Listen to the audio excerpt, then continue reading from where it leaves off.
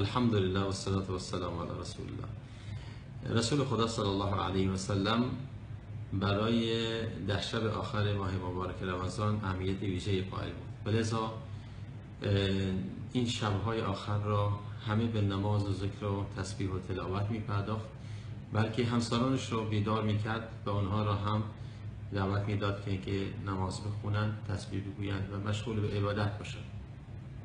جالبه که بدونید ام المؤمنین عایشه رضی الله تعالی عنها از رسول خدا صلی الله علیه و سلم پرسیدن که بهترین دعایی که ممکنه در این شب‌ها بکنیم چیه؟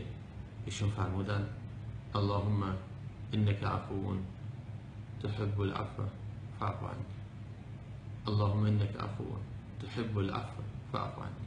بارالله تو بسیار بخشنده ای و بخشندگی را دوست داری، پس ما را ببخش.